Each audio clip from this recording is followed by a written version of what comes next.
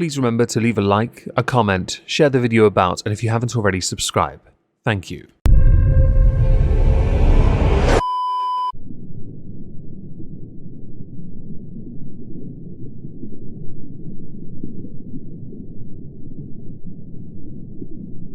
Well, isn't this just fantastic? Captain's Log, Subdate 230901.2. The summer is officially over, and Moistmas is approaching fast. We're going to have a number of proper whiskey sessions before we try to annihilate December, a number being 5. We're also going to help with any cathartic release from stress, beat up Bork for the bants. Yay for alliteration. Hello everyone, welcome to This Week at Twitter. Or X. Yeah, I miss saying twat. Sorry, it's a more stripped back version, and if my audio quality still isn't quite up to par, I am still getting used to the Yeti X. Thank you to everyone that donated to help me get this mic. My current Yeti is in the workshop place, being repaired, hopefully successfully. We believe it's a USB connector problem. Not that it matters, it won't work on anything above USB 1. Blue are morons for not updating that. I'm a creature of habit, and before someone says, use road or shore. No. First tweet, out of context human race. Without Googling, name something that Germany have invented. Now, there have been some rather interesting replies. You actually have, from Harry here, a few inventions. Fantastic. There are some there I find contentious, but we'll let it slide. As an Englishman, I do appreciate a good toothpaste though. The beer, no. My favourite reply, World War II. Now I would like to add something else to this that Germany invented to such a degree because of things like World War II. It's called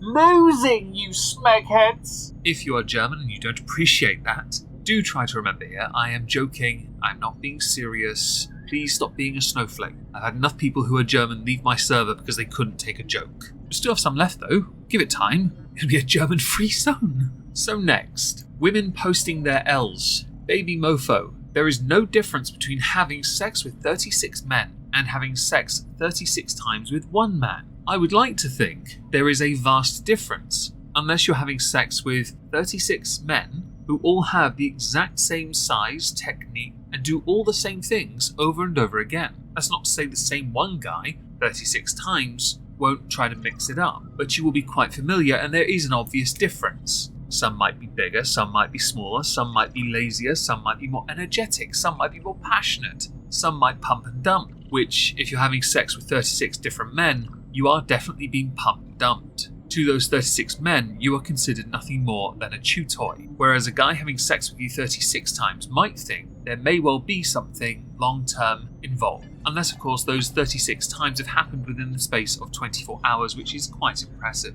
I have no doubt his balls are killing him. There is another point here to make about having a body count in the 30s. Humanity is a very judgy species from what I could tell. If anyone would like to admit to having sex with 36 men, somebody might query, yes, that perhaps you might well have some videos online and have been paid to perform. Again, since humanity is quite judgy, you might not find number 37 unless the 6-month rule is in effect. Again, judgy species. Next, I saw this courtesy of Bering who said, we might not have guns, but we get the job done. Retweet of It's a Gundam, an article from the 29th of August this year. Man jailed for that word, masked intruder in his home. And go figure Bering would retweet it because the man is from Melbourne. What's the point of putting someone in prison for violating the intruder when they're already convicts in the first place? Yes, obvious Aussie joke. What kind of prison do you send an Aussie to when we sent them there for stealing bread? Like, where do they go next? Isn't it a prison enough? Don't they suffer enough? Just make them stand outside in the winter when the temperature drops down to 15 degrees and make sure they're not wearing a hoodie, because apparently that's too cold for them. Or in the summer, make them sleep in a sweat box during the day. So next we go to a tweet from Def Noodles. Danny Duncan uploaded footage of him getting hit in the head by a car. You think he's okay? Here's the video. Take one, Mustang versus RV.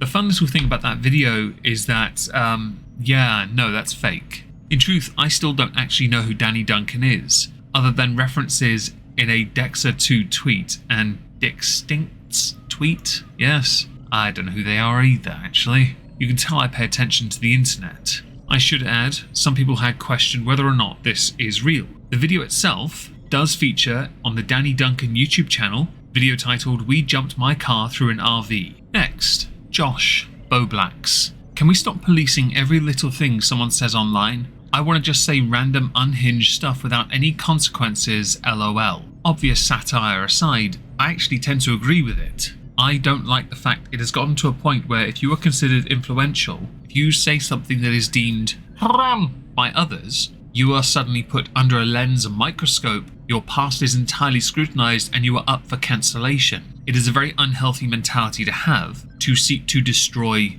cause wrong thing. An argument I have made for years. Of course, I'm not entirely against consequences. I just don't believe words should be where the consequences reside, or to be more specific, the negative consequences. People are constantly championing nonsense as positivity, when in reality, a lot of that has a physical aspect to it and it is quite dangerous, much of which I discuss on Omegon 2 because apparently I'm not allowed to put it here. I get shadow banned, it's not even a joke anymore. Somebody, the devil, replied with, "This you?" Included are a bunch of tweets from Bowblacks. Obviously I can't read those, I'm blue. They're from 2019 and 2020. With a 5-letter word starting with N and rhyming with bigger. What's amusing is, in effect, the devil has actually proven Bowblacks' point. Can we stop policing every little thing someone says online? I want to say random unhinged stuff without any consequences. Somebody is trying to bring up the past as a cheap gotcha, which is what it always comes down to, cheap gotchas. Next, I have a video for you. I'm going to play it and talk about it. Tweeted by Dr. Jebra Fauché, you see a man here with some rather large pecs, biceps, delts and traps. It is quite dangerous looking. Now, I do think the implants are in the pecs. The biceps though, and the traps, I think that's something slightly different. Last year I discussed there is a rise, a prevalence of individuals who do put in some work, but not enough to get the desired body shape, so they inject petroleum jelly into their arms. It's quite dangerous. It's a cheap version of an implant basically, and I think the biceps look like that is what has happened. With the trapezius muscles, I'm not entirely sure how you do that, but I'm going to go with petroleum jelly as well. And I say it because on some of the parts of this man's body, it looks like his body is contorting a little from the petroleum, which is what you see when someone injects it into their system. The silly thing really is, all that effort, his forearms look really small, but his abdominal region looks like he actually has done some working out. He just didn't get the bulge he wanted. So he carried on with this and has ended up destroying his body in the process. When that all comes out or wears off, he's going to look like he's been in a really nasty accident, or he's gone on a weight loss journey and will be carrying extra skin that will need to be removed as well. What's the point? The only person that finds that attractive is you, and not anyone that goes to the gym, because they'll see that and go, not 1 ounce of that is functional muscle. It's not even aesthetically pleasing, let alone aesthetically pleasing. It looks like you're a choking hazard to yourself. You also appear to have no nipples, and you are carrying what look like 2 turtle shells on your chest. If I find out any of those are one of my 4 favourite turtles, you and I are going to have a very different discussion. Although I guess to an extent you can be argued to be somewhat well protected. You're going to notice the audio quality has changed a couple times in this video. It's because in my infinite wisdom I decided to run tests while recording. Sorry about that. So next, some audience participation. This question is for the boys. Boys, what makes a female instantly unattractive? I would say anyone on a first date that says to me, I need to see bank statements to see whether or not we're on the same level. That's pretty unattractive, but to the males that watch my videos, do answer in the comments down below. Next, I have 2 NPC videos. The first was tweeted by Shannon Sharps, but it's a parody account. Mariah Mills needs to be checked into a mental health hospital ASAP. Ooh, make sure to tip me. I bought extra pepperoni on your pizza.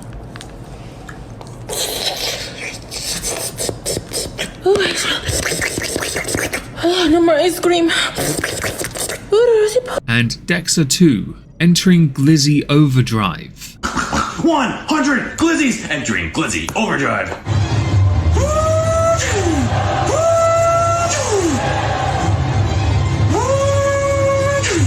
Increasing grip by 7%.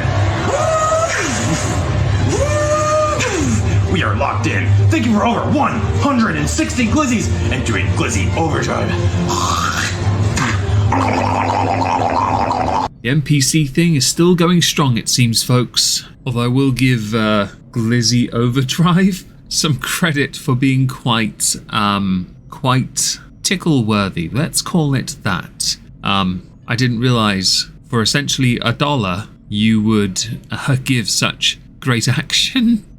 Your locking mechanism needs work, though. Let's finish with some talk about Warhammer. As a big fan, somebody that makes, paints, plays, reads, lives and breathes, except for Dawn of War 3, I'm quite fond of this, hence my name. I've had it since 2007 because of the book Legion. Marshall something. I figured it out. The reason woke leftoids think Warhammer 40k is satire because their political intoxication leads them to believe everything agrees with their politics. So by their warped logic, Warhammer can't be unapologetically masculine and full of unironic ideals like bravery, strong convictions, self-sacrifice, or the power of faith. It all has to be some kind of hidden joke, because nothing could ever agree with the enemy. It's the same motivated reasoning fallacy we've seen before. All art is left-wing, it's just a matter of figuring out how. The greatest post-hoc ad-libbed self-scam in Western culture. Respectfully, I do actually disagree with aspects of this. There is a level of reductio ad absurdum to Warhammer 40k, the idea that there was hope for the future, but the future was taken away by others' more selfish, petulant humanity aspects and traits. Reply, it always was satire though. Actually, the main reason 40k is in decline is because it became too serious. It was hilarious back in the day. Almost everything in 40k is directly inspired by 2000 AD, a very satirical magazine. Retweeted. It's not satire, but it's also not something you are meant to emulate or admire. You just went in the opposite way of the woke leftists you hate so much, and arrived at the wrong conclusion anyway because you ironically want the series to agree with your own politics. Counterpoints. Emperor, the stars are ours. Now I'm going to say, I don't believe it is satire. I believe it is one large story that has managed to become something else as time has gone by. Is it in decline? That is debatable. The game itself has had to evolve, change, adapt to be more inclusive. You see that in the miniatures. When it started, there were bugger all female figures because boys didn't want to paint those or play with them. Now more girls are getting involved, they're not so bad anymore. Of course, there are aspects of the canon that many would try to change if they had the chance. For example, there are no female Primarchs for Space Marines, but there are other stories that can be told of strong females. There are many different ways of looking at this and approaching it, and I genuinely don't believe that it is a form of satire, and I don't believe you need to make it a larger point about politics to enjoy it. I enjoy the books, I enjoy painting, I enjoy building, and sometimes playing. The video games more importantly because they're just better. I don't really care for the community as much as I used to because I think the community, much like any fandom, invariably becomes politicized. It always does, and it ruins the fun. I went into Games Workshop in Norwich last week before going to Trivium. It was one of the most pleasant experiences I'd had in years. I walked in and I was talking to a man at the counter while buying a Grey Knights Combat Patrol box set about how the Grey Knights don't need Primaris, yet I see people say they do. They really don't. If you think they do, you fundamentally misunderstand what the Grey Knights are. But it's always about politics. What does the Emperor represent really? That kind of crap. It's a totalitarian theocracy. The politics are quite simple. Believe in the Emperor or your planet gets exterminated.